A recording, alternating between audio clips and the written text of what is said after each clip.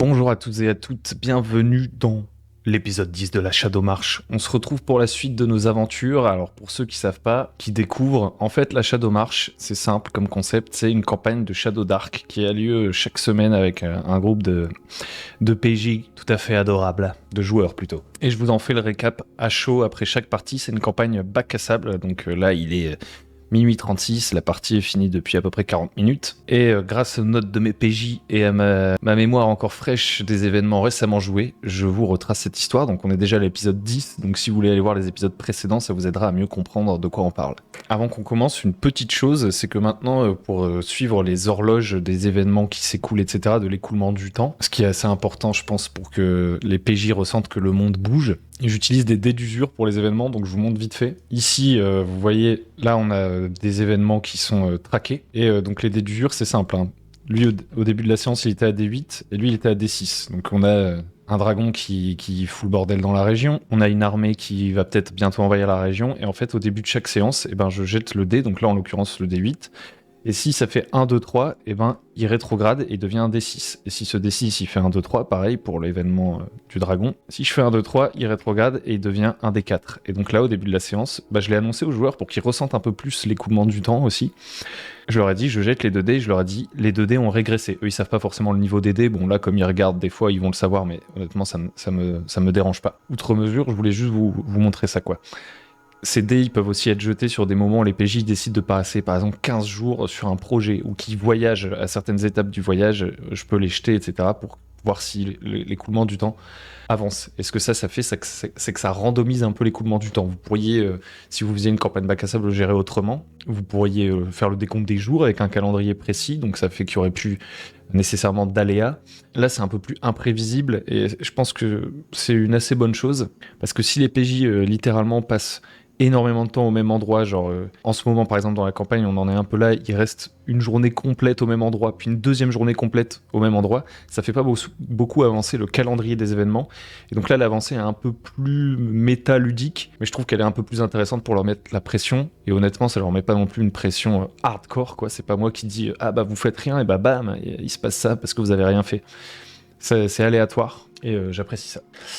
Donc, revenons-en à nos moutons. La dernière fois, nos PJ avaient torturé Rasmila et avaient appris qu'il y avait un culte du serpent qui essayait de récupérer la flûte et tout. Je vous laisse aller voir l'épisode précédent. Donc là, on sort de cette scène. Les PJ sont plus ou moins encore sous le choc. On a Merrick qui se fait rassurer par Grimm, Lorga et Tristam de Morgoth qui enterrent Rasmila. Il y a pas mal de RP sur la suite des événements, sur le fait que par exemple Lorga, lui, il reste un peu choqué, il s'éloigne un moment pour se laver le visage dans la rivière et tout. Passe les détails. Le plan des PJ, suite à ça, ils se rendent compte que tout le monde est parti du lac de l'Oracle. Là, ça fait un moment qu'ils ont torturé celle qui était prête à les assassiner finalement. Ils l'ont mise en terre et donc ça prend du temps. Tout le monde a quitté le lac de l'Oracle et nos PJ, du coup, ils décident de remonter vers le camp des Rages-Fauchons. Et là, comme on était le jour d'Halloween, on est la Toussaint, je décide, on en avait parlé un peu sur le Discord avant, de faire un événement tout ça en fait. Et donc quand ils arrivent, ils se rendent compte que tout le monde est en train de se préparer à la fête des morts. Alors il y a des gens de toutes sortes de croyances et d'origines dans cette communauté de l'Oracle, cette sorte de communauté de hippies, et donc chacun va vénérer ses morts plus ou moins différemment. Mais la pratique la plus courante dans la région dans laquelle ils sont, peu importe la confession, c'est d'allumer une bougie et d'attendre qu'elle s'éteigne avant d'aller se coucher en silence, et lorsqu'elle s'éteint, ça veut dire que l'esprit des personnes disparues est passé et est venu souffler la bougie. Donc les gens se préparent, ils ont tous leur petite bougie, une sorte de cochouille, une soupe à la citrouille, voilà, c'était rigolo. Mais bon, nos PJ, honnêtement, ils s'en foutent. Eux, ils ont des idées plein la tête. Donc déjà, ils retournent voir vite fait Brazir et Brimain. Brimain leur rappelle que décidément, il faut vraiment qu'on récupère cette flûte. Si c'est un moyen d'attirer le dragon, on pourra lui tendre un piège et tout. Les PJ commencent à un peu en avoir marre de Brimain, qui est vraiment la tête dans le guidon. Sa seule idée, c'est de vaincre ce dragon pour passer du statut de princesse à reine légitime de là où elle vient. Il la trouve un peu irrespectueuse, il l'ignore. Le truc qu'ils veulent faire, c'est aller interroger les 3 compagnons de Rasmila. Si vous vous souvenez, il y avait 3 autres personnes qui cherchaient la flûte. Donc j'ai perdu leur token entre-temps parce que je les ai supprimé et je crois que j'avais pas prévu des tokens spécifiques pour eux, j'avais pris des tokens un peu random, donc là j'ai pris ça, c'est plus le même token que la dernière fois, mais voilà, c'est le mec qui cherche le Drakei de Silva et qui travaillait avec Rasmila. On va lui mettre 2 poteaux là parce qu'ils étaient 3. Et donc il décide d'aller voir ce gars-là pour le confronter. Et en fait, il tergiverse un peu et donc c'est lui qui vient les confronter. Et là, il y a une sorte de conversation à mi-mot où on se toise et on se dit « Ah, le mec dit, vous auriez pas vu Rasmila, c'est une amie à nous. Ah, et au fait, vous nous aviez dit que vous aviez parlé à Gilda qui avait vu notre ami Silva et apparemment, en fait, c'était pas le cas, vous vous êtes trompé et tout. » Et donc il y a cette sorte de faux semblant de politesse. Ils boivent un verre ensemble. Et dans un camp comme dans l'autre, on sait que bientôt, on va peut-être en venir au point où il va falloir faire pression sur l'un des groupes va faire pression sur l'autre, quelque chose comme ça. Mais comme ils sont au milieu de la communauté et que officiellement, aux yeux des autres, il n'est pas censé avoir de conflit, ils veulent pas faire un esclandre et donc ils se laissent un peu là-dessus. Donc c'était assez rigolo. Et les PJ, évidemment, eux, ils aimeraient bien interroger ces gars-là pour avoir plus d'infos, mais ils doivent attendre le bon moment. Une autre idée qu'ils avaient derrière la tête, nos PJ, c'est d'aller voir ce qu'il y a dans la grotte là-haut, parce qu'ils se disent, si ça tombe, le Drakei de la Silva, il est juste à côté d'eux, en fait. Peut-être que l'homme qui est recherché par les gens du culte du serpent, celui qui probablement à la flûte, qui recherche depuis un moment maintenant, en fait, il est tout proche. Donc ils décident d'aller jeter un œil à la grotte. Entre-temps, il y a quand même un petit épisode RP très sympa, puisque Merrick, il a préparé une chanson pour justement Baudouin, qui est décédé il y a 2 sessions maintenant. Comme c'est la fête des morts, c'est l'occasion parfaite, donc il va faire sa chanson. Et là, j'introduis un personnage auquel ils n'avaient pas encore parlé, mais qui était là depuis le début, qui s'appelle Romance. Et c'est une autre barde de la fosse. Donc la fosse à Pagor, c'est un endroit où les musiciens se retrouvent et tout, dans les quartiers un peu populaires et où voilà, chacun vient faire sa petite chanson, sa petite poésie, tout ça. Et donc Romance, elle est en train de jouer de la harpe pour animer un peu la soirée de la fête des morts. Et elle voit Merrick, elle fait « Merrick, c'est toi !» Et ils se reconnaissent. Et Romance, c'est une diva, quoi. En fait, c'est une excellente interprète, mais qui a très peu de texte. Et ce qu'elle explique à Merrick, c'est qu'elle est venue ici parce qu'elle s'est dit, voilà, le lac de l'Oracle, ça doit être un endroit où il doit y avoir plein d'histoires et tout. Et elle n'a pas été déçue parce qu'en fait, elle observe juste les gens. Et elle écoute tout leur délire fantasmagorique, là. Et elle prend des notes et ça lui donne du texte. Et elle se dit, quand je vais rentrer à Pagor, je serai une star. Et donc elle accompagne Merrick à la flûte en essayant de récupérer un peu toute la fame. Et ça fait une scène assez rigolote, où Merrick du coup chante pour Baudouin. Et ensuite, nos PJ, ils se dirigent, en passant à côté de Kribal, qui est toujours là, ils se dirigent vers la grotte. Eux, ils ont besoin de preuves matérielles. Ils interrogent pas les gens sur place. Peut-être qu'ils auraient pu avoir des infos, quoique honnêtement, je suis pas sûr. Des fois, j'écris des trucs et je sais même plus. je sais qu'au moment où ils vont parler au PNJ, que je retrouve mon PNJ dans ma base de données en quelque sorte. Mais non, eux, ils veulent pas interroger les gens. Ils décident d'aller vers la grotte. Et donc là, je leur dis, vous voyez la grotte? Et en fait, donc c'est normalement là où il y a le camp des Rages Fauchons, je rappelle, qui ont été attaqués par le dragon et qui du coup sont partis. Donc quand ils arrivent face à la grotte, ils voient qu'en fait, elle est en grande partie effondrée. Et donc ils se disent, on va pas pouvoir y accéder, mais si ça tombe, le Drakeid est là-dedans, quoi. Ils ont vraiment envie d'aller dans la grotte. Et je leur avais expliqué qu'il y avait aussi une tour au-dessus de la grotte, il faut imaginer. Que là, voilà, on est sur une sorte de dénivelé, il y a une sorte de colline rocheuse là, et au-dessus il y a une tour. Et donc ils se disent peut-être qu'en passant par la tour, on pourra entrer dans la grotte ou quelque chose comme ça. Donc ils décident de prendre une petite torche, de s'éloigner des festivités après avoir mangé leur bout de cochon et leur soupe à la citrouille, et avoir refusé des bougies qui leur étaient offertes pour la commémoration. Eux, ils en ont rien à foutre des traditions. Ils décident d'aller dans la tour. Et là, en fait, je me suis dit, je vais improviser. Parce que, en fait, je me permets un petit point. Le monde commence à vraiment prendre de l'échelle. Je vais vous montrer vite fait pour vous donner une idée de tous les trucs que je dois préparer et auxquels je prends grand plaisir à préparer, mais il y a aussi besoin d'un certain pragmatisme dans la préparation. Donc là, vous voyez sur l'onglet de gauche, ici c'est nos sessions. Donc ça, c'est vraiment le plus important dans mon organisation. Les sessions, c'est ce qui a été joué, c'est ce qui est canon. C'est à chaque fois aussi les notes que j'ai envie d'avoir sous les yeux. Bon là, on se dit que c'est énorme, mais en vrai, je les reliais assez peu parce que j'y retourne assez peu pendant la partie, parce que je les relis une fois avant la partie, ensuite j'ai à peu près tout en tête. Et puis souvent, quand il reste longtemps sur un lieu, en fait c'est la même chose. Vous voyez, session 9, session 10, a priori ils n'allaient pas aller beaucoup plus loin, donc j'ai tous les trucs qui me semblent immédiatement nécessaires à un endroit. Il y aurait sûrement un moyen de mieux faire ça, mais les bullet points mettent déjà bien. Donc ça c'est vraiment important, les sessions. Puis ensuite, vous voyez ici, j'ai la côte lacérée. Donc la côte lacérée, c'est la région totale de la campagne. Alors après, honnêtement, plus coup, je suis prêt à aller n'importe où. S'ils veulent quitter la région et faire n'importe quoi d'autre, ça me va, moi. Après, on n'en est pas là, ils sont dans plein d'intrigues et tout. Et donc, si je joue encore, j'ai les Chines du Serpent, là. Donc, les Chines du Serpent, honnêtement, quasiment tous les éléments de les Chines du Serpent sont prêts depuis longtemps maintenant. J'en rajoute un petit peu à chaque séance, il y a des trucs. Il y a sûrement des lieux vers lesquels ils iront jamais. Et c'est pas grave. Parfois, je dois mettre à jour parce que, par exemple, s'ils ils se déplacent dans la région, je reprépare des rencontres aléatoires, je revois tous les événements qui ont lieu pour voir s'il n'y a pas des lieux qui ont pu changer, je me mets à jour et tout. Mais ça demande pas beaucoup de repréparation, c'est de la mise à jour. Ça reste le plus important parce que c'est là où ils sont. Donc il faut constamment faire évoluer le monde pour qu'ils restent crédibles en permanence. Donc c'est le plus important. Pourtant, c'est pas ce qui demande le plus de taf. Alors le taf, le mot est grand parce que même si c'est parfois un peu dans la souffrance, j'aime créer des choses. Mais par contre, là, vous voyez, Pagor, la cité, je suis en train de préparer à Bâle. Genre, j'ai tous mes quartiers. Et si j'ouvre ici, là, j'ai tous mes quartiers. Et sur chacun de mes quartiers, alors ils sont pas tous aussi développés, mais j'ai déjà des petites pistes. Et en fait, là, ce que j'essaie de commencer à faire, vous voyez, c'est à développer chacun des quartiers. Et en fait, ce dont je me rends compte, c'est que en fonction de l'endroit où ils sont, ça, c'est assez spécial. Si ils sont dans les Chines du Serpent, vous voyez, par exemple, j'y retourne, hop là, en fait, il y a beaucoup d'écart entre les lieux. Et donc ça fait que dans une séance, a priori, comme on joue les voyages, alors pas toujours des fois il y a des ellipses, mais comme on joue des voyages, il y a beaucoup plus de temporisation entre des lieux clés. Il peut se passer plein de choses très intéressantes entre ces lieux clés, mais ça va être entre guillemets des scénettes. Et pour aller d'un de ces endroits importants à un autre, ça peut prendre plusieurs séances. Tandis que dès lors qu'ils vont être à Pagor, c'est une grande cité cosmopolite, tout est potentiellement important et à proximité. Donc ça veut dire que dans la même séance, les PJ pourraient aller dans tous les quartiers potentiellement, j'en sais rien, ils pourraient faire vraiment beaucoup de choses. Alors après, je peux pas prédire combien de temps ils resteront à chaque endroit et tout, mais je dois avoir vraiment une idée globale de l'endroit beaucoup plus importante et surtout, je peux beaucoup moins aller dans le détail.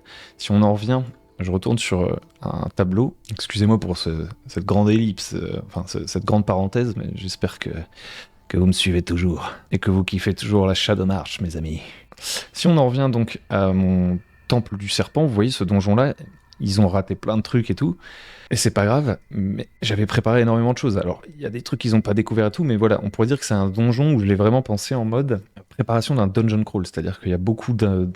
Il y a quand même plus une réflexion, on va dire, ludique, j'ai envie de dire, dans l'approche, comment les salles sont organisées, comment on peut se déplacer dans le donjon, il y a un ascenseur, il y a de la verticalité, il y a des endroits précis où on peut fouiller et trouver quelque chose, enfin, vous voyez ce que je veux dire. Je peux pas faire ça pour chaque endroit, vous voyez où je veux en venir. J'aurais probablement jamais le temps de faire ça pour tous les endroits de Pagor où j'aimerais qu'il y ait du dungeon crawl, des bâtiments à explorer, etc. C'est virtuellement impossible. Et j'ai pas envie de retarder volontairement mes PJ pour pas qu'ils s'y rendent, pour avoir des donjons ultra préparés à chaque fois. Donc en fait, il va me falloir une autre manière de préparer aussi. Il va falloir que j'ai certains de mes donjons, même si j'aurais aimé pouvoir peaufiner chacun de mes donjons à fond, je vais devoir me focus sur certains donjons que j'ai vraiment envie de faire comme le Temple du Serpent, mais je vais devoir aussi compter beaucoup plus sur l'improvisation et donc jouer beaucoup plus sur les mots que sur les visuels pour certains endroits et même sur l'aspect purement ludique, parce que quand dans un donjon vous avez une porte qui nécessite une clé, que vous pouvez rencontrer telle faction qui va vous permettre de faire X et Y et tout, vous pouvez y réfléchir à l'avance, mais ça demande un investissement en temps pour y réfléchir, et honnêtement je doute que je puisse reproduire un truc identique en termes de feeling en improvisant, mais c'est pas grave parce que je peux aussi faire des donjons improvisés, ce sera pas le même feeling,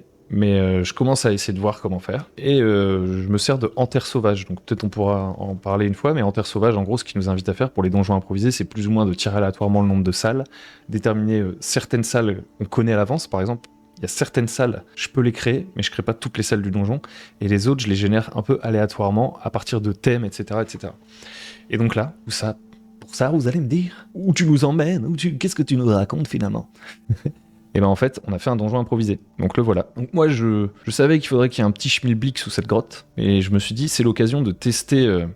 J'ai envie de me concentrer sur la préparation de la grande ville de Pagor, et pas de devoir consacrer le temps que j'ai pour préparer à ce donjon. Donc je vais faire un donjon improvisé cette fois-ci, ce sera un peu l'occasion de tester. Tout ça pour dire que ils quittent ce camp. Ils montent pour aller vers la tour. Ils arrivent au niveau de la tour avec leur torche, et ils voient qu'en fait, elle est plus ou moins effondrée. Il y a juste un... Donc j'ai pas d'image, il va falloir vous référer à ma voix. La tour a l'air très ancienne, vétuste. Quand ils arrivent, ils voient qu'elle devait sûrement faire 3 étages à l'époque, mais elle est plus ou moins effondrée. Et au-dessus d'eux, ils ont juste les restes du plancher du premier étage, quoi. Un peu de charpente. et il y a des éboulis, et apparemment sous ces éboulis, il y a une trappe. Au moment où ils découvrent la trappe, je leur dis qu'ils sont interrompus. Forcément, ils s'éloignent du camp des Rage-Fauchons, c'est le moment pour les mecs du culte du serpent d'intervenir. Et en fait, à ce moment-là, j'ai essayé de me mettre vraiment dans la tête des PNJ, je vous prépare la scène, et de me dire qu'est-ce qu'ils feraient ces mecs-là. Et en fait, ces mecs-là, ce qui est très probable, c'est qu'ils pensent que Kribal est avec les PJ. Je vous explique pourquoi. Donc là, faut imaginer, ils sont au pied de la tour. En fait, Kribal, il cherche la flûte aussi, pour le compte du baron qui est mort, etc., etc. Donc, il a dû laisser traîner les oreilles, et eux aussi, en fait, le culte du serpent et Kribal, avant que les PJ n'arrivent, ils ont forcément dû s'espionner entre eux. Et du coup, les mecs du culte du serpent se disent pas forcément qu'il y a 40 000 factions, quoi. Ils peuvent se dire, Kribal, il cherche la flûte, il a déjà discuté avec les PJ, donc si ça tombe, ils font équipe ensemble. Et donc, lui et ses gars, en fait, ils arrivent avec un couteau sous la gorge de Kribal, qui honnêtement est un personnage que les PJ n'aiment pas. Ils arrivent avec un couteau sous la gorge de Kribal, et ils font « On fait moins les malins maintenant. Vous allez nous dire où est la flûte et toutes les infos, nous donner toutes vos infos. Sinon, on égorge votre pote. » Alors que le PJ, en fait, Kribal, c'est pas du tout leur pote. Et donc là, ça fait une sorte de scène complètement débile, en fait. Parce que les PJ, ils ont fait, on s'en fout de ce gars. Donc maintenant, si vous l'égorgez, nous, on va devoir sortir nos armes et vous massacrer. Et en fait, on a juste l'avantage du nombre. Et donc, ça rend la scène complètement ridicule. Il y a un des mecs du culte du serpent qui dit à son chef, chef, je crois qu'en fait, c'est pas leur pote. Donc l'autre, il fait haha, mais vous aurez la mort d'un innocent sur les mains, le sang de cet innocent sur les mains, et les PJ, ils font on s'en fout. Et donc le mec finit par lâcher Kribal, et il fait bon, j'ai l'impression que on est tous paumés ici, et donc on va juste faire demi-tour et repartir. Et étonnamment, les PJ les ont laissés repartir. Je pensais qu'ils allaient se jeter dessus derrière. Et je pense qu'en fait, ils les ont laissés partir parce que déjà, ils se disaient que c'était des sous-fifres, que Rasmila avait sûrement plus d'informations qu'eux et qu'ils l'avaient déjà interrogé. Ils n'avaient pas forcément envie de recourir à nouveau à la torture, je pense. Et puis aussi, je leur ai expliqué que Rasmila, c'était une assassin redoutable. Et donc, même s'ils ont l'avantage du nombre, les PJ, ils peuvent se dire que les 3 mecs du culte du serpent restants pourraient eux aussi être des assassins et que ce sera pas facile, en fait. Donc, ils les laissent partir. Et en gros, ils se disent, les mecs du culte du serpent leur disent on n'a rien à tirer de vous, vous avez probablement aucune info. Par contre, si vous continuez à chercher la flûte, nos chemins se recroiseront très certainement et ils disparaissent dans la nuit, quoi. Et là, t'as Kribal, pareil, les PJ lui disent de dégager et d'arrêter de les emmerder, et Kribal s'en va la queue entre les jambes. Donc cette scène était un peu ubuesque, il y avait une sorte de quiproquo un peu ridicule, mais pour moi, c'était le truc le plus logique que les mecs du culte du serpent pouvaient tenter, en fait, pour essayer d'impressionner les PJ. Donc j'essaie de me mettre dans leurs bottes, même si c'est un plan pourri, en fait, ces PNJ-là manquent d'infos, et donc ça nous rend à cette scène étrange. Donc voilà, scène qui a bien plu à tout le monde, je crois. Et donc finalement, nos PJ décident de se rendre dans le donjon improvisé. Donc ils déterrent les éboulis de la tour, ils ouvrent la trappe. Ils prennent un escalier, donc petite péripétie, l'escalier se casse, leur gars tombe sur les fesses, rien de bien qui vous intéresse beaucoup, je pense. Et donc ils avancent, et là il faut se dire qu'on est en théâtre de l'esprit. J'ai fini par faire un dessin plus tard. Au début on était en théâtre de l'esprit, et je leur dis vous avancez dans un couloir, et ce que vous voyez sur les murs, c'est qu'il y a des peintures murales qui représentent des chevaliers combattant des serpents et des morts-vivants. Là, tout de suite, le joueur de Baudouin qui est fan de chevalerie et tout, il est hype, il est tout content, il fait « Waouh, super, on voyage dans un monde fantastique, j'adore ». Donc ça fait toujours plaisir, Baudouin, il est toujours enthousiaste sur ces trucs-là. Et les autres aussi, ils se disent « Ok, on va avancer petit à petit, on va faire gaffe ». Alors, petit détail, je leur ai tout de suite dit que c'était un donjon improvisé pour qu'on soit sur la même longueur d'onde. Pour autant, moi, je connaissais les thèmes, etc. C'est-à-dire que le fait qu'il y ait ces représentations murales, c'était basé sur les thèmes que je savais. En fait, je sais quel est le but de ce lieu, moi, avant. C'est juste que la configuration, les monstres potentiellement qu'il y a dedans, ça, je connais pas, c'est ça qui est improvisé. Donc je leur dis ça, ils étudient davantage les murs, et ils voient que sur les plastrons, enfin sur les représentations des chevaliers, en fait, il y a un lion qui tient un serpent dans sa gueule. Et donc si vous suivez bien la Shadow March, aussi bien que les PJ, ça vous fait tilt. Et donc les PJ, ils mettent du temps à se remémorer. Ils se disent, attends, mais ça, on l'a déjà vu quelque part. Il y a les Mary qui fait, est-ce que je peux pas essayer de me souvenir si je sais ce que c'est ce blason et tout. Pareil, Tristam, comme il est chevalier, il se dit, peut-être que moi, je m'y connais un peu en lore de chevalier. Je leur demande des jets d'intelligence. Ils échouent, malgré les avantages et tout, donc c'est la vie. Donc du coup, ils sont obligés de s'en remettre à leur connaissance de joueurs, les choses qu'ils ont découvertes. Ils ne connaissent pas le lore de ces chevaliers, ça fait pas partie de leur connaissance académique. Ils essaient de se souvenir, mais où est-ce qu'on a vu ça, où est-ce qu'on a vu ça? Et en fait, je sais pas si vous vous souvenez, mais lorsqu'ils sont allés dans la session 2, dans la caverne du basilic, il y avait un mec pétrifié qui avait le même blason. Donc là, ils se disent, ok, il y a 9 sessions maintenant, on a vu un type avec le même blason. Ils se disent, là, ça les excite. Vous voyez, c'est l'effet un peu waouh, un truc qui nous semble un peu secondaire, peut-être être un peu du fluff, ça devient tout de suite plus important. Et là, ils commencent à réfléchir à tous les autres trucs qu'ils ont vus avant.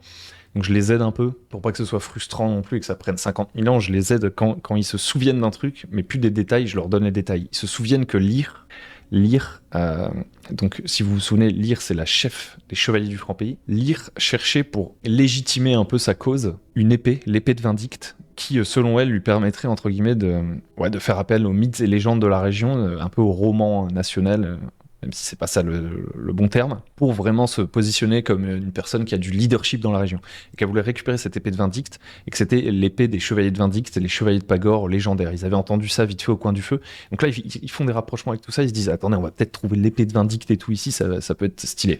Donc ils avancent, donc là c'est là où ça devient un peu de l'improvisation. Moi j'ai des dés pour voir où il y a des portes et tout, je leur dis il y a une porte à gauche, une porte à droite. La porte de droite, je tire les dés, elle est verrouillée. Ils essayent de l'accrocher, ils n'y arrivent pas. Donc je dis, il va falloir trouver un autre moyen. La porte de gauche, par contre, est ouverte. Ils entrent. Là, je me dis, qu'est-ce qu'il pourrait y avoir comme danger? Et là, en impro, je me rappelle des stingbats. Donc les stingbats, c'est une créature du bestiaire de Shadow Dark. C'est des sortes de chauves-souris qui sucent le sang. Et dans un donjon officiel de Shadow Dark, il y a une salle où les stingbats, en fait, elles ne se réveillent et attaquent les gens que s'il y a de la lumière. Donc je reste sur cette idée-là. Donc il me dit, est-ce qu'on entend des bruits et tout? Je leur dis oui. Donc il y a Grim qui avance, et je lui dis, Grim, en éclairant avec ta torche au plafond, tu te rends compte qu'il y a des stingbats. Donc là, lui, il a pas l'info que nécessairement tout de suite que c'est les flammes qui vont énerver les chauves-souris et tout. Mais comme il est ranger, il me dit, est-ce que je peux pas utiliser mes compétences de ranger en fait pour gérer un peu les chauves-souris, genre leur dire de pas nous attaquer et tout. Donc là, moi, je lui ramène un peu les pieds sur terre. Bon, le mot est un peu fort, mais je lui dis, ça pourrait marcher pour un cheval, un mammifère, un truc comme ça. Mais honnêtement, des chauves-souris sauvages, tu pourras pas, contrôler leur comportement. Par contre, tu peux jeter les dés. Et il jette les dés, il réussit, grâce à son avantage de ranger. Et je lui dis, pour toi, ces stingbats auraient dû vous attaquer tout de suite si elles avaient faim. Donc là, elles vont pas vous attaquer, sauf si vous approchez avec de la lumière, ça peut les énerver. Et donc, dans ce cas-là, elles vous attaqueront. Donc il a une info utile et il dit, tenez la torche, je vais entrer et y aller à tâtons. Il fait le tour de la pièce, malheureusement la pièce est vaste. Et donc en fait, en faisant le tour de la pièce par les murs, moi je jette quand même un jet de dés pour voir s'il n'y a pas une autre porte qui pourrait mener autre part, toujours dans mon mode d'improvisation. Et non, il n'y a pas d'autre porte. Donc en longeant les murs, il ne découvre rien. Et là, les mecs, ils regrettent de ne pas avoir pris les bougies de la cérémonie, parce qu'avec les bougies, ils n'auraient pas eu trop de lumière, et ils auraient pu fouiller la pièce. Donc là, ils sont en mode « Ah non, trop dommage, tant pis ». Donc ils découvrent pas grand-chose dans cette pièce. Là, ce que je fais, c'est que je fais une sorte de jet de rencontre aléatoire, parce que moi, je sais quelques trucs qu'il y a dans ce bâtiment, et j'ai la rencontre aléatoire, et donc je dis qu'il y a une voix qui les appelle et qui fait « Ouais, venez, on a besoin d'aide, je suis bloqué ». Donc là, les PJ, tout de suite, sont sur leur garde. Ils sont pas nés de la dernière pluie, ils ont déjà fait un dungeon crawl, ils se disent ça peut être une créature qui se fait passer pour un humain, genre une sorte de perroquet carnivore, je sais pas quoi, qui prend une voix d'humain pour duper les aventuriers. Et donc ils se disent, on va y aller tranquillou, ils font, où est-ce que vous êtes et tout, ils avancent dans le tunnel. Et là, je leur décris une salle, donc là on est dans la semi-impro, c'est-à-dire que moi je savais qu'il y avait un truc à découvrir, mais je savais pas trop les circonstances exactes. Et donc je décide que l'épée de Vindicte, elle est entre les mains d'une statue qui se trouve au milieu d'un carrefour, au milieu d'une pièce. Donc c'est pas une statue d'ailleurs, je me plante, c'est une armure. Donc il y a une grande armure qui tient une épée bâtarde avec des reflets lumineux, radiants, qui a l'air vraiment magique, quoi. Qui se tient au milieu d'un carrefour. Il y a des petits escaliers, comme ça, il faut s'imaginer que ça descend comme ça. Et au pied de cette statue, il y a un hobgoblin décapité. Donc là, il y a Grim, il essaie d'approcher, et je lui dis, j'ai de sauvegarde de dextérité, parce que l'hobgoblin décapité, c'est pour télégrapher le danger, montrer que la statue est dangereuse. Donc il a pris le risque, donc pour moi, derrière, lui faire un jet de sauvegarde, et faire, vous voyez, c'est pas, tu marches sur une dalle, boum, ça explose, t'es mort. Donc là, il approche, jet de dextérité, il esquive le coup de l'épée, et il ressort de sa range. Et donc là, l'épée demande de se présenter, elle dit « Pour qui combattez-vous et qui combattez-vous ?» En mode énigme. Les PJ, à ce moment-là, ils n'ont pas vraiment les infos exactes et tout, donc ils ont un peu la réponse de « Qui combattez-vous ?» parce qu'ils s'appuient sur ce qu'ils ont vu sur les murs. Donc ils se disent « Nous combattons les morts-vivants, les vipérides ». Par contre, ils savent pas dire le terme chevalier de X machin, vous voyez. Et donc la statue ne leur répond pas. Ils prennent pas de risque, ils continuent d'entendre une voix qui les appelle et ils trouvent un petit couloir où il y a des éboulis, derrière lequel il y a des gens qui disent « On est coincés, venez nous aider, ma jambe est coincée et tout ». Ils dégagent le truc et ils découvrent 2 personnes. Ils découvrent Olgan, un hobgoblin qui a pas sa langue dans sa poche et qui est très très injurieux. Il dit des choses que je ne dirai pas sur cette chaîne. il a la jambe écrasée depuis plusieurs jours. Il est maintenu en vie par l'alphelin qui lui donne des potions de soins. Il lui donne des potions de soins pour pas qu'il meure. Donc le mec a plein de potions de soins par terre vidées. Et il a la jambe nécrosée, et ce qui le maintient en vie, c'est juste de se faire gaver de potions de soins par l'alphelin. Donc ils vont amputer la jambe du goblinoïde et commencer à poser des questions, essayer de comprendre ce qui se passe. Et en fait, ils comprennent que ces gens-là se sont retrouvés enfermés après l'attaque du dragon et ont été laissés derrière par les rages fauchons. Donc Olgan, lui, il jure et il dit les rages fauchons, ces enfoirés, ils m'ont trahi, ils m'ont laissé derrière. En plus, je suis venu ici par amour et tout. Bon, les PJ n'ont pas été intéressés par son histoire d'amour, mais ils auraient pu creuser. Et du coup... voilà, il coupe la jambe nécrosée d'Olgan. Olgan, il va pas leur apprendre énormément de choses, honnêtement. Par contre, Larvin, lui, il leur apprend pas mal de choses. Qu'il était otage des rages fauchons et qu'il leur faisait la compta, il leur traduisait des trucs, il est assez érudit. Il a aussi les doigts habiles, donc des fois il leur ouvrait des coffres issus de leur pillage, il arrivait à les crocheter, etc. Il arrivait à se rendre utile et donc ils l'ont pas tué. Par contre, ils l'ont laissé derrière en partant. Et en fait, Méric, à un moment donné, il fait « Et sinon, c'est quoi votre histoire dans la vie Larvin ?» Et là, je dis à Méric, fais un jet de sagesse. Il réussit son jet de sagesse. Et là, je lui dis, quand t'entends Larvin qui te raconte sa vie, tu sais que c'est bullshit ce qu'il dit, et que c'est, entre guillemets, une des 20 histoires que les capuchons apprennent par cœur lorsqu'on leur demande d'où ils viennent. En fait, les capuchons, ils ont une sorte de répertoire d'histoires bullshit pour avoir des fausses personnalités, entre guillemets, pour pouvoir piocher rapidement dedans, les mémoriser, se faire un palais mental, et pouvoir les invoquer n'importe quand. Et donc, il complète la fin de l'histoire de Larvin et lui dit « Larvin, tu es un capuchon, n'est-ce pas ?» Et du coup, rencontre d'un capuchon, quoi. Donc là, du coup, Méric, qui lui tire plus d'infos, il demande ce qu'il fait là et tout. Larvin explique qu'en gros, il s'est fait capturer par les rages fauchons alors qu'il devait enquêter sur eux, qu'il a bien écouté. Finalement, il donne des infos à Méric que Méric avait plus ou moins déjà découvertes. Il leur dit qu'en fait, les rages fauchons sont venus dans la région pour semer le trouble et essayer de déclencher une guerre entre Pagor et Mérismar. Donc là, il apprend rien à Méric. Ils sont repartis vers le royaume de Sharka, puisqu'en fait, les rages fauchons sont une sorte de commandos qui se font passer pour des bandits, mais qui en fait ont un agenda politique en fait. Et bon, ça c'est rien de bien nouveau sous le soleil, mais au moins Méric en a la confirmation, le groupe en a la confirmation directe. Aussi, Larvin explique qu'il s'est fait voler son miroir et que du coup il a pas fait de rapport à Kylor depuis bien longtemps. Kylor, la chef de la hiérarchie des capuchons. Et que du coup il va sûrement se faire gronder. En fait, j'ai repris plus ou moins certains traits de personnalité de Méric pour jouer Larvin. J'ai repris une partie du roleplay de Méric tout en essayant de donner à Larvin sa propre personnalité aussi, pour montrer qu'en fait tous les capuchons qui sont tous des petits alphelins, etc., ils sont un peu tous naïfs et on les envoie au casse-pipe, quoi. Et voilà, créer vraiment une empathie, un lien de proximité entre les deux. Donc les PJ fouillent la pièce, plus ou moins, ils prennent des affaires parce qu'ils savent, alors je sais pas s'ils s'en souvenaient à ce moment-là, mais que moi je continue à faire des jets de rencontres aléatoires. Par chance, ils n'auront pas fait beaucoup de rencontres aléatoires et encouru beaucoup de risques dans cette exploration. Donc ils fouillent la pièce, ils récupèrent quelques trucs précieux qui ont été laissés par les rages fauchons derrière eux.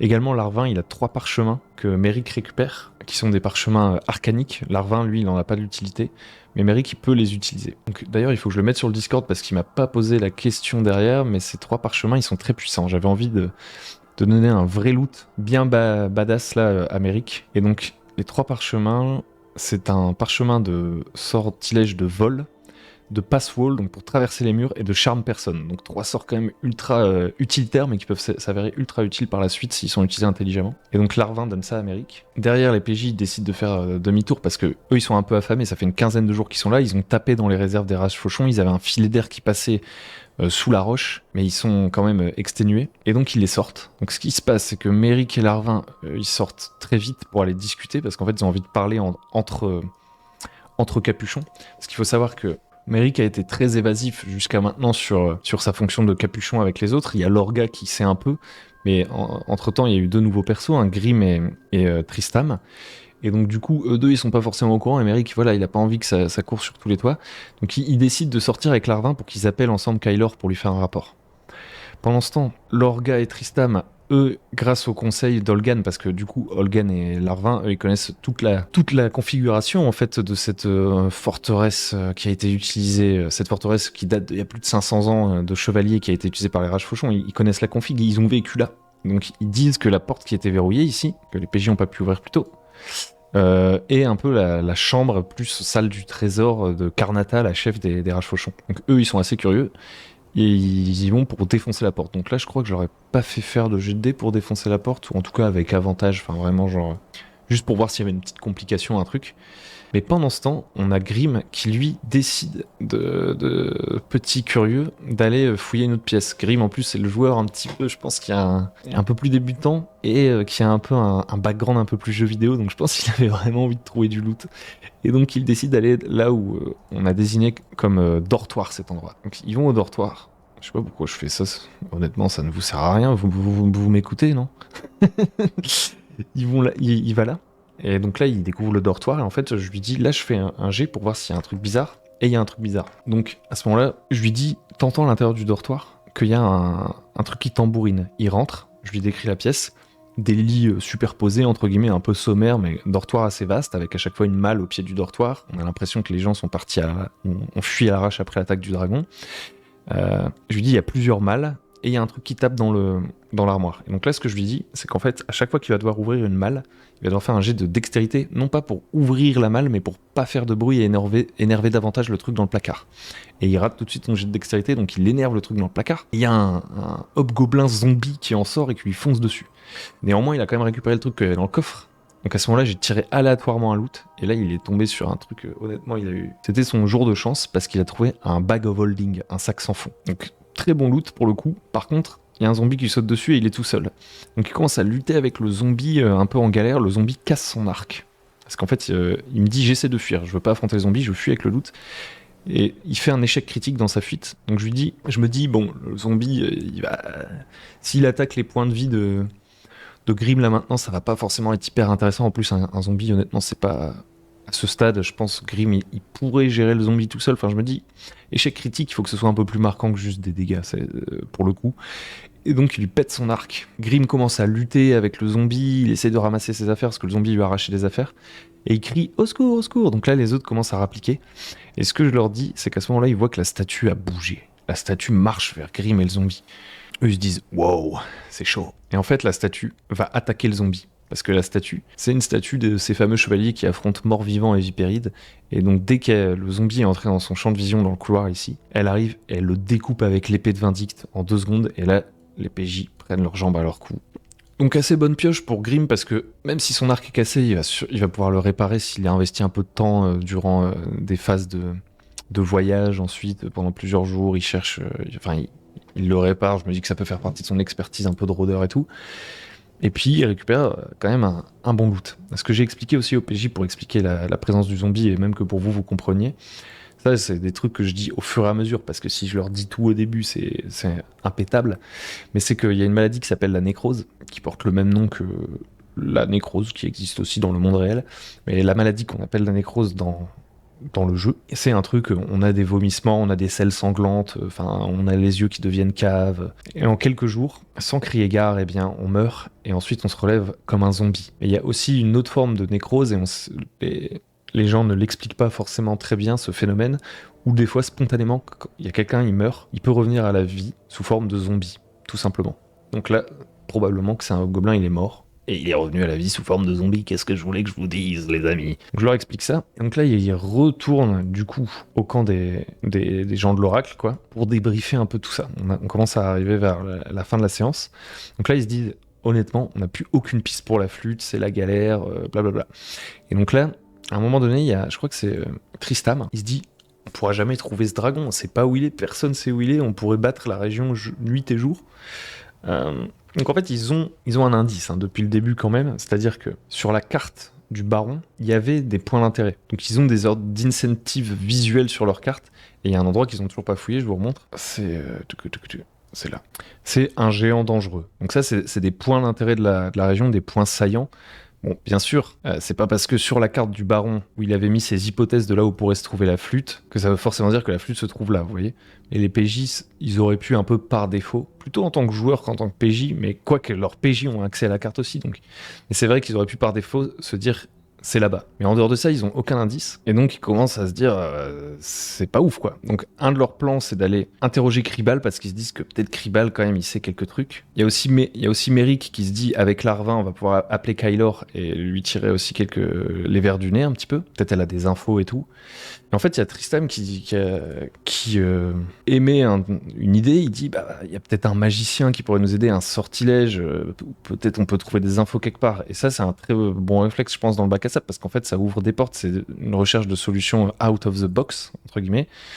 Et donc à ce moment-là, moi, je me dis, fais un petit tour de table et je leur dis à chacun ce qu'ils connaissent comme magicien, comme truc et tout. Et en gros, ce que j'explique, c'est que Tristam et Merrick, Merrick, à Pagor, il pourrait peut-être trouver un magicien qui l'aiderait, même si la magie est fortement encadrée et que c'est des sortilèges très puissants d'essayer de repérer les gens. Mais lui, il travaille quand même pour la cité. Donc il y a des mages qui sont des officiels qui bossent pour la cité, il pourrait peut-être leur demander un coup de main. Donc du coup, lui, il va aller demander ça à Kylor. Pendant ce temps, eux, ils vont aller interroger Kribal. Donc Merrick, lui, il appelle Kylor. Larvin lui dit « Oh, moi, je veux pas être là, elle va nous gronder. » Et puis en plus, comme il a plus son miroir, Larvin, Kylor, elle peut le considérer, entre guillemets, il a pas donné de nouvelles depuis longtemps, donc elle peut le considérer comme tombé au combat, entre guillemets. Et lui, finalement, il commence à un peu apprécier cette liberté de plus devoir faire partie des services secrets, quoi. Donc il dit, fais comme si j'étais pas là, dis pas à Kylor que tu m'as retrouvé. Et donc Merrick, il appelle Kylor, et là, on a un long moment roleplay avec Merrick, où je voulais un peu insister. Kylor, en fait, est très insistante sur le fait que Merrick ne doit pas flancher, quoi. Parce que Merrick, il est un peu fébrile à chaque fois qu'il appelle Kylor, et puis il se fait des amis, il commence à goûter un peu à l'aventure aussi, et tout ça. Et donc Kylor, elle a peur que Merrick, s'il retrouve la flûte, il fasse pas les bons choix, qu'il cède sous la pression. Et elle veut être certain que le jour où on retrouve la flûte, Merrick le ramène bien cette flûte à Pagor, et pas au dragon, pas à n'importe quelle autre faction, sachant que les autres, eux, dans leur idée à eux, ils ont plutôt envie d'amener la flûte au dragon, parce que le dragon, il est énervé parce qu'on lui a volé la flûte. Donc Kylor, elle remonte un peu les bretelles de Merrick, là, je la joue un peu plus dure, et du coup, c'est aussi une porte pour que Merrick puisse remettre en question, par exemple, le fait qu'il ait envie de bosser pour la cité de Pagor. Néanmoins, la pression est énorme, parce que ce que je dis à Merrick aussi à ce moment-là, je profite de ce moment-là pour mettre un peu de lore, d'ailleurs, il y a encore du lore que je dois vous donner après. C'est que les capuchons, comme ils ont plein d'infos, normalement, s'ils décident, ils peuvent décider d'arrêter de servir la cité, mais on leur lave le cerveau, en fait. On leur retire une partie de leurs souvenirs, tout le temps qu'ils ont servi la cité, quoi. Et donc, voilà, c'est quand même pas une décision à prendre à la légère, et c'est pour ça que Larvin, d'un autre côté, il se dit « Honnêtement, là, si je peux arrêter d'être un capuchon, je goûterais bien un peu à ma liberté, sans qu'on me lave le cerveau, ça ferait plaisir. » Bref, Merrick il discute et tout, mais Kylor elle insiste bien en essayant d'expliquer à Merrick pourquoi il doit ramener la flûte à Pagor. Parce qu'en fait, le dragon ça arrange Pagor. Je vais vous montrer sur la map un peu plus géopolitique pourquoi. Pagor elle est ici, donc c'est une cité-état, elle a quelques terres exploitables, vous voyez, elle a une sorte de zone d'influence qui est ici, quoi. Ensuite, le rival de Pagor, qui s'apprête à entrer en guerre avec Pagor, c'est la province de Mérismar, qui se situe ici. C'est des ennemis un peu historiques, des rivaux historiques. Et au milieu, il y a la région où il y a nos PJ, là. Toutes les chines du serpent, terre sauvage, qui sert, entre guillemets, pas d'état tampon, parce que c'est pas un état, en fait, mais c'est une terre franche, quoi. Et en fait, il y a des ressources qui peuvent intéresser les deux camps, mais le statu quo, c'est qu'on n'y touche pas, quoi. On se laisse respirer. Pour autant, Pagor a tendance à un peu étouffer Mérismar, parce que Mérismar, elle a un accès limité à la mer, et Pagor fait un blocus depuis un certain temps ici, et elle fait payer des taxes énormes, et donc les gens, le reste du monde ne peut plus vraiment commercer avec Mérismar. Donc les Mérismariens, ils ont un peu gros sur la patate, et là ils ont un casus belli, et puis en plus, ça les PJ le savent pas, mais le blocus a été rompu. Je crois qu'il n'y a qu'un PJ qui le sait parce qu'en créant son personnage, je lui donnais du lore pour contextualiser un peu son personnage et je lui avais expliqué ça. Le blocus que Pagor exerçait sur Mérismar est rompu et donc c'est le moment pour Mérismar de faire un move. En plus, les deux camps se font échauffer par le royaume de Sharka avec les rages fauchons. Je vous refais pas tout le délire. Mais donc du coup, la région là, l'idée c'est un peu qui va prendre la région, qui va faire verser le premier sang, qui va mettre le feu aux poudres. Pagor a pas envie d'entrer en guerre avec Mérismar a priori, ou en tout cas pas précipitamment, elle a besoin de s'y préparer. Mais Mérismar, eux, ils sont déjà en train de marcher sur la région, ils vont pouvoir s'emparer de mines, etc. Mais le truc, c'est que quand vous déplacez une armée, Pour faire une tête de pont, il vous faut des ressources, il vous faut à manger, etc. Et en fait, Pagor se dit, on veut pas calmer le dragon, parce que le dragon, c'est triste à dire, mais il crame tous les villages de la région. Qu'en fait, quand Mérismar va arriver, si le dragon a brûlé les récoltes et qu'il y a personne, entre guillemets, que Mérismar n'a personne à racketter, en fait, pour avoir de la bouffe pour nourrir ses troupes, des bâtiments pour s'abriter, etc. Mérismar, ils vont avoir beaucoup de mal, en fait, à mettre en place leur tête de pont, et ça va faire gagner énormément de temps à Pagor. Et donc, tant que le dragon fout le bordel, eh ben, autant laisser Mérismar faire le premier pas dans la région, comme ça, ce sera eux les méchants, déjà. On leur laisse le premier coup, c'est eux qui se montrent agressifs, donc diplomatiquement parlant, c'est plus intéressant, ça fait que Pagor n'est pas l'agresseur, et en plus, ils vont se galère, ils vont devoir certainement éliminer le dragon eux-mêmes, ils n'auront pas de ressources et tout. Et elle dit à Méric, c'est le moindre mal, tu travailles pour Pagor, tu travailles pour les intérêts de Pagor. Si Mérismar arrive à toute vitesse jusqu'à nous, c'est un conflit énorme, toi tu n'as pas connu la guerre, Méric. Donc là, si on peut sacrifier quelques villageois, et ça reste triste, eh ben c'est dans l'intérêt de Pagor que ce dragon reste. Autant vous dire que ça pose assez bien le contexte, et que ça permet de remettre en perspective l'impact que pourraient avoir les décisions prochaines des PJ, peut-être même les dissensions dans le groupe, honnêtement. Je pense que quand il y aura si il récupère la flûte, en fait, parce que c'est pas dit, ça va être très très intéressant. Parce qu'en plus, dans leur groupe, il y a un mec de Mérismar, il y a Tristam de Morgause.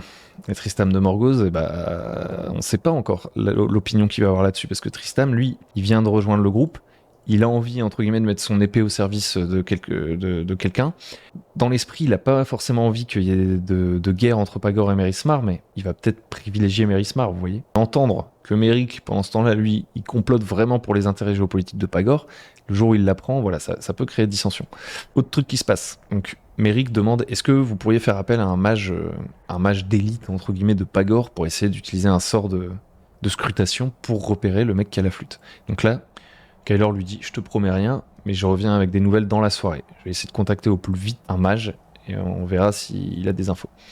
Pendant ce temps, eux, je vous la fais assez courte, mais la scène de roleplay était longue et vraiment délicieuse. En fait, ils mettent une énorme pression à Kribal qui joue un peu au Mac. Il est comme ça avec sa petite pipe, en train de fumer, il fait « Ouais, vous pouvez rien me faire si vous m'agressez. Eh ben, vous allez rompre la tranquillité de cet endroit et vous allez avoir toute la communauté de l'Oracle qui va se retourner contre vous. Donc tant que je suis ici, je suis intouchable. Maintenant, moi, je suis un businessman, il va bien falloir que je me refasse. Le baron, mon ancien boss, est mort, maintenant c'est moi le boss. Et pour commencer, je pense que j'ai des informations à vous vendre, donc 50 pièces d'or et je vous dis tout ce que j'ai entendu. » Là, les PJ, ils en peuvent plus de ce type. Donc ils le menacent de le passer à la question à nouveau. Notamment Lorga qui dit, honnêtement, là, je suis sur les nerfs, je pourrais réutiliser la violence. Et donc il y a Tristam, il fait, non Lorga, tu en as déjà assez fait avec Rasmila. Par contre, lui, Tristam, c'est plus un bourrin. Il a moins d'état d'âme, et donc il fait, tu vois, Kribal, si tu vas voir près du petit sanctuaire, près du lac, et que tu creuses là où la terre est encore fraîchement retournée, tu vas trouver quelqu'un qui a subi des sévices que tu n'oses pas imaginer. Cette personne, c'est quelqu'un qui n'a pas voulu nous parler, Kribal. Et donc, si tu ne nous parles pas, je vais être obligé de te faire la même chose et de te chatouiller avec une petite bougie. Tu vois, ces petites bougies là-bas, on va se chatouiller. Donc, il l'intimide et lui dit 10 pièces d'or, Kribal. Donc là, c'est là où il reste chevaleresque. C'est ça qui est cool. Il dit 10 pièces d'or, Kribal, et tu nous donnes l'info et tu laisses le petit Grim tranquille. Tu l'as assez fait chier. Parce que Kribal, à chaque fois, il fait Grim. Petit rat, tu m'appartiens et tout. Et donc il fait un jet de charisme. Donc il intimide Kribal, il le chope par le callback et tout. Et Kribal finit par cracher le morceau pour 10 pièces d'or. Et il leur dit donc qu'il a vu partir les mecs du culte du serpent vers le nord-est, et qu'il a espionné les mecs du culte du serpent pendant plusieurs jours. Les mecs du culte du serpent avaient l'air de dire que, selon leurs dernières informations, quand ils se sont séparés de Sylva, le Drakeid qui est censé avoir la flûte, ils seraient partis vers l'est. Donc là les PJ... ça leur donne pas beaucoup d'infos, encore une fois, parce que l'Est c'est ultra vague, et ça pourrait vouloir dire qu'il est parti à Pagor, dans les montagnes, n'importe où. Donc ils sont un peu dépités. Et en fait, le dernier moment vraiment clé de la séance, c'est le moment où je vais jeter les dés pour savoir si le magicien d'élite, là, il a réussi son sort. Parce qu'en fait, moi j'ai envie de laisser ça au hasard. Et donc ce que je fais, c'est que je fais le jet du magicien d'élite. Donc pour moi, magicien d'élite, c'est un sort de niveau 5. La difficulté du sort, il y a une règle spéciale pour ce sort, pour observer quelqu'un de loin avec le sort scrutation et savoir où il est. Si on connaît bien cette personne, la difficulté est de 15, normal, parce que c'est un sort de niveau 5. Et si on connaît pas vraiment la personne qu'on cherche, qu'on connaît pas bien le lieu et tout, la difficulté est de 18 du coup. Et donc du coup, moi je me dis c'est un mage puissant, donc il a plus 4 en intel, et donc je jette un D20 avec plus 4 et il doit faire plus que 18. Et en fait je rate. Et là, heureusement, les PJ, ils avaient encore tous leurs lock tokens, et donc je leur dis, si vous voulez, vous pouvez utiliser des lock tokens pour que le magicien d'élite de Pagor réussisse. Et ils essayent une fois, deux fois, trois fois, non, deux fois ou trois, je sais plus. Mais ils essayent. Le magicien rate, et au dernier lock token, les choses sont si bien faites. Donc je jette les dés sur Olbir, et là, enfin, boum, il y a un score, je sais plus, un 18, un 19 qui sort. Et donc, le magicien a réussi son lancer de sort. Et du coup, il peut leur dire que le Drakeid se trouve dans une grotte. Enfin, leur dire. Il le dit à Merrick, parce que c'est Merrick qui est avec Kylor. Les autres ne savent pas encore tout ça. Merrick devra trouver un moyen subtil de leur amener l'info, sans dire je suis un espion de Pagor, blablabla. Le Drakeid est attaché par le pied avec des chaînes dans une grotte. Et le mage a dit avoir entendu des moutons qui bêlent. Des moutons qui bêlent au-dessus du Drakeid. Donc voilà leur indice. Et là, du coup, ça permet de faire le rapprochement direct. Parce que les PJ, ils se disent, il est dans une grotte, et sur notre carte, on a une grotte. Et le mouton qui bêle, ça leur a fait penser aux cyclopes, aux géants, etc. Et donc, leur prochaine destination, a priori, ce sera par là. Donc voilà un peu pour la séance, mais je vais revenir un peu sur un truc que j'ai zappé vite fait, qui est plus du lore. Mais ça permettait aux PJ de contextualiser un peu mieux, parce qu'en fait, ils ont posé des questions à Larvin. Ils m'ont demandé, est-ce que tu sais ce que c'est cette structure de chevalier, cette statue, tout ça, est-ce que toi t'en sais plus, Larvin? Et donc je me suis dit, Larvin, c'est pas forcément un mec bébête, et donc on va lui faire des jets d'intelligence. Et il a réussi ses jets d'intelligence. Et du coup, ce qu'il leur a expliqué, c'est qu'il a un peu étudié le truc et tout. Et en gros, il leur explique que les chevaliers de Vindicte, c'était il y a environ 500 ans, pendant le châtiment de Gedd. Donc le châtiment de Gedd, c'est un épisode historique assez important, qui est connu de toutes les cultures du monde. C'est lorsque la déesse de la nature s'est énervée. Donc là, je leur fais une sorte de truc à la Tolkien, parce que c'est eux qui m'ont dit ça à la fin de la séance. Ils disaient, on a l'impression que c'est le Silmarillion, quoi. Je leur explique. En fait, il y a bien longtemps, il y a eu une ère où c'était les dieux extérieurs qui dominaient le monde, entre guillemets, et qu'en fait, un jour, il y a les dragons qui se sont retournés contre les dieux extérieurs, menés par Saint Eragnis, donc une divinité de lumière et de justice, et en fait, ces dragons ont affronté les dieux extérieurs, et ça a créé un chaos pas possible. Et à un moment donné, Gedd, la déesse de la nature, qui voyait le monde se déchirer, a lâché un châtiment qui a mis fin à tout ça, et donc il y a eu des éruptions volcaniques, des tsunamis, des météorites, tout le bordel, cataclysme partout, et une sorte de reset de la planète en fait. Et ce que Larvin explique, c'est que on raconte que le jour du châtiment, c'était le jour même où les chevaliers de Pagor, les chevaliers de Vindicte, qui sont les ancêtres de la cité de Pagor, en fait la cité de Pagor est née après un plus petit royaume qui s'est effondré, et qui a ensuite donné, les survivants de ce royaume effondré, ont donné le nom à la nouvelle cité de Pagor derrière. Il dit les chevaliers de Pagor à cette époque affrontaient des morts-vivants et des vipérides. C'est le jour où ils sont montés à l'assaut du temple des vipérides pour l'assaut final, que en même temps on avait les vipérides qui se battaient d'un côté, les chevaliers de Pagor, et au summum de la bataille, à ce moment-là, le châtiment de Gedd a frappé et a mis fin à tout d'un seul coup. Donc il leur explique ça, il leur expliquait ça ultra excité, quoi. Lui, il trouve ça passionnant, voilà. Il dit en plus le texte était un peu érotique, on décrivait des hommes musclés, vous voyez, genre les trucs, un peu les combats des Grecs dans l'Antiquité. Ah, j'ai adoré ce passage-là que j'ai lu. Et après, il lui pose d'autres questions, je crois. Ils disent, mais du coup, les vipérides, c'est quoi? Enfin, il pousse un peu, et pareil, je refais un jet pour Larvin, et donc je continue un peu. Ce qui est intéressant, c'est que là, c'est les PJ qui posent des questions. Vous voyez, c'est pas moi qui fais du lore dropping, c'est eux qui creusent. On fait un jet d'intelligence en plus de l'érudit pour savoir si le mec qui questionne, en fait, il en sait quelque chose. Donc c'est assez cool, ça reste vraiment ancré dans l'histoire. Et donc, ils en apprennent plus. Et en fait, ils apprennent que, a priori, la région était dominée par un empire vipéride qui s'appelait l'empire de Caron. Et en fait, un jour, l'empire de Caron s'est effondré. Et pour une raison inconnue de Larvin, en l'occurrence. Et en fait, à la chute de l'Empire, les vipérides ont perdu le contrôle plus ou moins de leurs esclaves, de ceux qu'ils dominaient, des peuples inférieurs. Et les chevaliers de Pagor, les chevaliers de Vindicte, en fait, c'était un peu les héros, c'était les parangons de la rébellion, en fait, qui affrontaient les vipérides, parce que l'Empire n'a pas disparu en un jour. Il s'est d'abord délité, et ensuite il y a eu ce conflit, voilà, entre les esclaves et leurs maîtres vipérides. Et donc, les fameux chevaliers, ils étaient à la tête de ce combat-là, quoi. Donc ça donne encore un peu plus de contexte au PJ, et puis ça leur servira sûrement par la suite. Donc voilà, je pense, là j'ai à peu près fait le tour, je vérifie les notes de Merrick, notre chroniqueur. C'est ça, je pense qu'on a fait à peu près le tour. Donc aux dernières nouvelles, là, ce qu'il s'apprête à faire, c'est sûrement aller se rendre vers la grotte du géant, là, pour voir si l'ami Sylvain ne s'y trouve pas. Et ils ont quand même très très envie, je pense, de retourner à l'endroit du basilic. Ça les a vraiment excité de voir la connexion entre le mec pétrifié, de retrouver le mec avec le blason, de peut-être ramener l'épée à Lyre, mais en même temps ils se disent Lyre, si ça tombe, elle est morte entre-temps, enfin bref. Tout ça aussi, tout cet aspect-là, ça les a un peu excités. Donc voilà, je vais vous laisser là, vous savez ce que vous avez à faire. Si vous avez envie de soutenir ce format, il est tard, il faut que je mette fin à toute cette histoire. N'hésitez pas à liker, à vous abonner, puis j'espère que ça vous a plu et que ça vous plaira toujours par la suite. Et je vous dis à très bientôt sur la Shadow March.